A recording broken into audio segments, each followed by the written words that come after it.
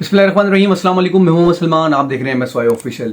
आज लंदन में मीडिया से गुफ्तगू करते हुए नायब वज़ीर आज़म जनाब इसहाक डार साहब ने कहा कि मुल्क में सब कुछ अच्छा चल रहा है, सारे मामलात अच्छे हैं, मुल्क बड़ा बेहतरीन चल रहा है, माशी तौर पे भी और दीगर मामलात में भी। मतलब पाकिस्तान जो है ना एक बड़ा मुस्तहकम हो गया और हर तरह से सुकून है, हर सब कुछ अच्छा ही किया है। और जो है मुल्क में जो है ना वो 27वीं तरमीम की भी फ़िलहाल कोई ज़रूरत नहीं है। अभी हम जो है वो 26वीं तरमीम को ही हज़म कर रहे हैं। ये वही 26वीं तरमीम है जिसके लिए आप बाहुले हुए थे, मतलब पीछे लगे हुए थे कि बस एक 26वीं तरमीम हो जाए, 26वीं तरमीम हो जाए। और ये किस तरह हुई और इसका बेनिफिट किसको मिल रहा है और ये किसके मुफाद के लिए, ये सबको पता है। खैर जी, इसहाक डार साहब ने जो कहा कि मुल्क में सब कुछ अच्छा चल रहा है, मुल्क में इसहाक डार साहब क्या अच्छा चल रहा है, मैंने कुछ चीज़ें निकाली हैं तो मैं ज़रा कर दूं कि अभी जो है ना इस वक्त पाकिस्तान जो है, जो गुर्बत जो है पाकिस्तान में इस वक्त वो 44.7% है। 44.7% पाकिस्तान इस वक्त गुर्बत का शिकार है। मतलब 10 करोड़ तकरीबन 80 लाख अफराद जो हैं वो गुर्बत का शिकार हैं, गुर्बत की लकीर के नीचे हैं। और दूसरा, अगर हम बेरोज़गारी की बात करें तो अभी ये इसी साल की बात कर रहा हूँ मैं, 2025 की। बेरोज़गारी की शरह में 22% है इस वक्त, बेरोज़गारी की शरह 22% है। जबकि पिछले 5 साल की अगर हम बात करें, 2020 में जो तकरीबन जो बेरोज़गारी की शरह थी वो 6.5 थी। मतलब इन अगले 5 साल में, चलिए इमरान खान साहब का वक्त निकालते हैं आप, उसमें तो कोविड भी आया, वो मामलात भी हुए। मतलब 5 साल में 6.5 से 22% पे बेरोज़गारी की शरह है। और उस पर जनाब नायब वज़ीर आज़म साहब कह रहे हैं कि सब अच्छा है। नायब वज़ीर आज़म साहब से कोई पूछे, कोई उन्हें बताए भाई क्या अच्छा है, आपने जो ये बजट के नाम पे अवाम दुश्मन बजट दिया है उसमें क्या अच्छा है। हर चीज़ पर टैक्स कट रहा है, हर चीज़ के ऊपर टैक्स देता है आदमी। सैलरी आती है तो उसके ऊपर टैक्स है, सैलरी निकालता है तो उसके ऊपर टैक्स है, कुछ खरीदने जाता है तो उसके ऊपर टैक्स है। Tax tax tax tax tax tax, सिर्फ टैक्स ही टैक्स दे रहा है और कुछ भी नहीं कर रहा।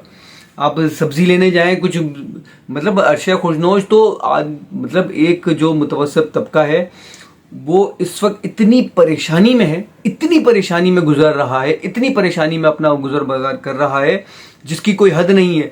एक 2 कमरे का मकान, 2 कमरे का मकान, एक मियाँ बीवी, एक बच्चा, चले 2 बच्चे लगा लें, 2 बच्चे, कम से कम भी उस घर का खर्चा 1,00,000-1,25,00,000 रुपए है। 1,00,000-1,25,00,000 रुपए। बिजली के बिल पहले वो 200 यूनिट की बत्ती के पीछे लगाया हुआ था, अब वो 300 यूनिट कर दिया है। फिर वो सिंध हुकूमत ने जो एक चूरन बेचा था सोलर वाला, जिसके 100 यूनिट होंगे उसको सोलर फ्री दिया जाएगा, वो भी कुरानदाजी होगी। मतलब आप हुकूमत ने, चाहे वो वफाकी हो या सूबाई हो, अवाम को बेवकूफ़ बनाया हुआ है। अपना मामला सारे सीधे हो रहे, अरबों खरबों रुपए के बजट पास होते हैं लेकिन अवाम को सिफर मिलता है, सिवाय परेशानी की अवाम को कुछ नहीं मिलता। सब्जी आम आदमी की मतलब पहुंच से दूर हो गई है, पहुंच से दूर हो गई है। आलू प्याज पहुंच से दूर हो गया है। आदमी करे तो करे क्या। और इसहाक डार साहब लंदन में बैठकर कह रहे हैं कि सब अच्छा है। पता नहीं कहाँ से अच्छा है सर। ग्राउंड रियलिटी पे आए, ज़रा नीचे उतरे हैं, मार्केट में आए, ज़रा खुद से जाके देखें एक दफ़ा, फिर आपको पता चलेगा कि क्या अच्छा है क्या बुरा है।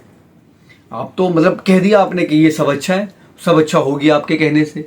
और दूसरी एक बात मैं ये कहूँगा कि अभी एक सिलसिला चलने वाला है, जैसे 27वीं तरमीम का जो एक इशू चल रहा है कि 27वीं तरमीम आने वाली है, 27वीं तरमीम आने वाली है, जो कि आएगी।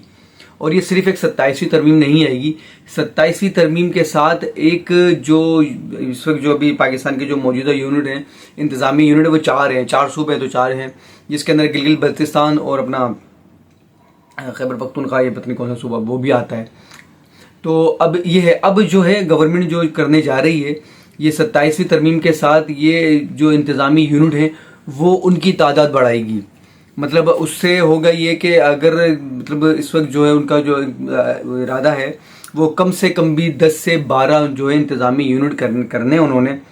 अच्छा, इस हवाले से मुख्तलिफ जो है ना चैनल्स मालकान को और सीनियर एंकर्स को बाकायदा ब्रीफिंग दे दी गई है। ये जो बात मैं कह रहा हूँ ये मैं अपनी तरफ से नहीं कह रहा, ये हमारे सीनियर सहाफ़ी हैं अजमल जामी साहब, ये उनका मैंने आज व्लॉग सुना था, तो उसमें ये बात मुझे बड़ी ज़बरदस्त लगी, तो मैंने बोला कि मुझे भी आगे शेयर करनी चाहिए, बतानी चाहिए। तो उन्होंने बताया कि इसके हवाले से जो है प्रॉपर बाकायदा ब्रीफिंग दे दी गई है चैनल मालकान को और प्रोग्राम एंकर्स वगैरह को, जिससे वो 10 से 12 यूनिट्स जो है वो अब इजाफी इंतज़ामी यूनिट कर दिए जाएंगे।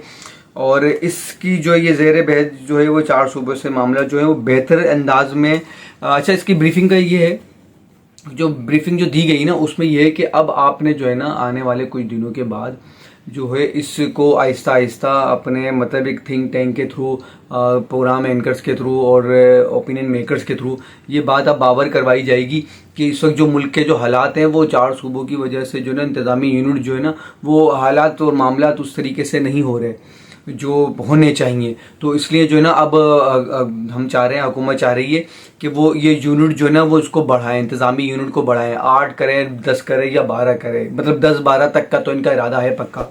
अच्छा, इससे होगा क्या? इससे एक तो सबसे अहम चीज़ जो होगी ना वो ये होगी कि जो हम जो अपने बचपन से देखते आ रहे हैं ना, कभी नून लीग कभी पीपल्स पार्टी, कभी नून लीग कभी पीपल्स पार्टी, शायद इनका जोर टूट जाएगा, शायद नहीं बल्कि यकीनन इनका किसी हद तक जोर टूट जाएगा। और इसका सबसे ज़्यादा फ़ायदा जो होगा वो पाकिस्तान तहरीक इंसाफ को होगा, क्योंकि इस वक्त पाकिस्तान तहरीक इंसाफ वो वाहिद जमात है जो इसके हक में आती है, जो इसकी फेवर करेगी कि हाँ भाई इंतज़ामी यूनिट होने चाहिए, क्योंकि अगर इंतज़ामी यूनिट होंगे तो पीटीआई को फ़ायदा होगा, क्योंकि इनकी आवाम में मकबूलियत है, इन्हीं को आगे मेरिट के ऊपर आना पड़ेगा, इन्हीं को लेकर आना पड़ेगा हुकूमत को। तो जब ही आएगी तो और इसकी हुकूमत जो है इसकी जो सिंध में जो है वो पीपल्स पार्टी इसकी मुखालफत करेगी और पंजाब में नून लीग इसकी सख्ती से मुखालफत करेगी कि नहीं नहीं कोई इजाफी यूनिट्स की ज़रूरत नहीं है। और जब वो ये मतलब इसकी मुखालफत करेंगे पीपल्स पार्टी और नून लीग, तो ये जो इस्टेब्लिशमेंट का और इस हुकूमत का जो वन पेज है वो फटता या आगे पीछे होता हुआ नज़र आएगा। और इससे फ़ायदा उठाना पड़ेगा पाकिस्तान तहरीक इंसाफ को, और उठाना भी चाहिए अगर उसको अब वापस से भी मेन पावर में आना है, मेन स्ट्रीम में आना है, तो उसको चाहिए कि वो इससे फ़ायदा उठाए। अच्छा, दूसरी अब हम बात करेंगे डिकी साहब की, पता नहीं ये डिकी है क्या नाम है, खैर उबैदुर्रहमान सादुर्रहमान नाम है उनका, वो डिकी है, पत्नी डिकी है, मुझे तो सही मालूम नहीं उसका। लेकिन ये जो डिकी साहब हैं ये तो बढ़ गए हैं, ये पक्के बढ़ गए, क्योंकि आज एक चैनल पे इनके जो एडिशनल डायरेक्टर हैं चौधरी सरफराज साहब, उनका एक इंटरव्यू आ रहा था और उन्होंने बड़ी सख्ती से बड़ा एक्शन लेते हुए उन्होंने कहा है कि उनके पास एक लिस्ट तैयार है तमाम ये यूट्यूबर इन्फ्लुएंसर्स की, और जो ब्लॉगिंग वगैरह करते हैं और ये जो जुए की वेबसाइट्स वगैरह हैं, ये जो एप्लीकेशंस हैं इसकी जो प्रमोशन कर रहे हैं, जो इनकी प्रमोट कर रहे हैं, ये इनके खिलाफ जो है ना अब एक बड़ा सख्त गहरा तंग हो चुका है। इनकी लिस्टें तैयार हो चुकी हैं, इनके नाम तैयार हो चुके हैं, इनके सारे मामला हो चुके हैं। बस अब एक डिकी साहब हैं, पता नहीं डिकी है क्या है ये, वल्लाह आलम, सादुर्रहमान साहब हैं, ये तो गिरफ्त में आ चुके हैं। इन्होंने बहुत सारी चीज़ें आज FIA को दे दी हैं।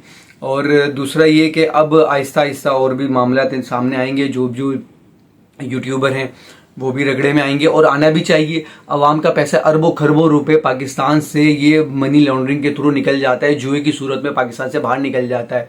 इन लोगों को इतना एहसास नहीं होता, अपने 10-12 लाख रुपए के चक्कर में ये पाकिस्तान के उन गरीब लोगों को जो अब चंद हज़ार रुपए कमाते हैं, और उसमें वो इन लोगों की बताई हुई लालच, इन लोगों को देखते हैं, इनको फॉलो करते हैं। तो मेरी समझ में नहीं आता, डिकी है, इसके मैंने व्लॉग वगैरह देखे, इसके मैंने पेज देखा, मतलब मिलियंस में इसके फॉलोवर्स हैं, सब्सक्राइबर हैं, और इसकी वीडियो यार मतलब वो क्या बताता है, क्या दिखाता है, क्या समझाता है, क्या सिखा रहा है ये इंसान।